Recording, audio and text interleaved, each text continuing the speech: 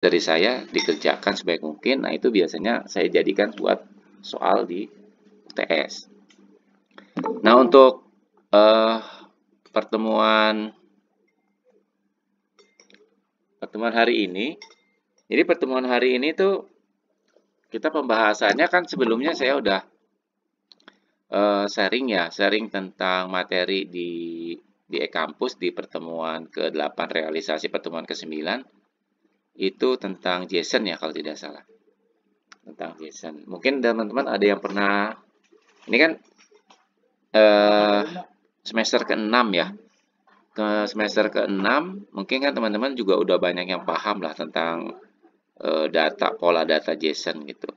Cuman yang saya mau di sini adalah kita coba bagaimana implementasi di data JSON itu nanti di Android-nya itu seperti apa gitu. Gitu ya teman-teman ya. Oke, ini kita masuk ke materi ya.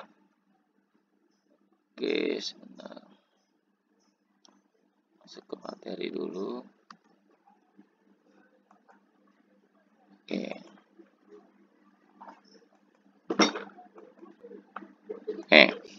Oke.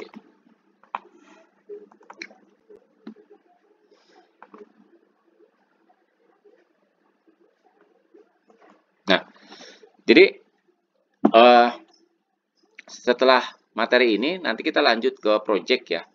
Project pembuatan di aplikasi Android itu kan nanti ada pengolahan data, kemudian masuk ke API, kemudian masuk ke ke backend-nya gitu ya, ke database. Tapi nanti saya jelasin pas offline saja ya. Enaknya sih offline gitu. Karena offline tuh maksudnya saya mau jelasin penggunaan step by step-nya tuh kayak gimana gitu ya. Tapi di online juga sebenarnya bisa sih.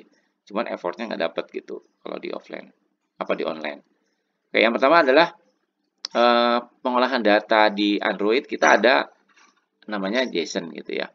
Jadi kalau kita bicara JSON, JSON itu kan JavaScript Object Notation. Jadi teman-teman nanti bisa juga mempelajari ada websitenya json.org gitu. Jadi di json.org itu nanti teman-teman bisa belajar bagaimana sih kita mengolah pola data JSON.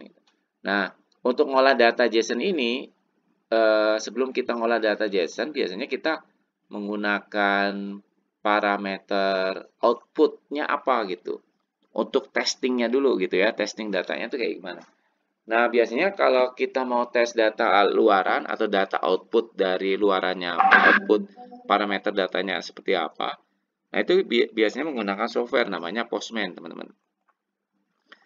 Jadi, di Postman ini nanti teman-teman bisa lihat output atau luaran dari informasi data yang nanti kita gunakan untuk ngoding di Android-nya gitu ya.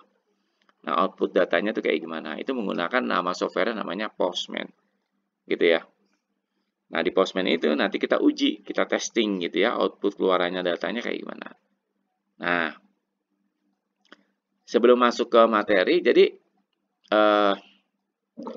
di materi ini, jadi ketika teman-teman kan biasanya, teman-teman kan sebentar lagi 2 semester lagi ya, lulus ya. 2 semester lagi kelar ya. Sekarang kan semester 6 ya. Semester 6, berarti 2 semester lagi udah lulus, berarti udah mulai kerja praktek ya. Kerja praktek sudah mulai ya. Nah, itu kan biasanya kan teman-teman tuh kalau cari kerja kan ya kita coba cek gitu rekrutmennya apa gitu.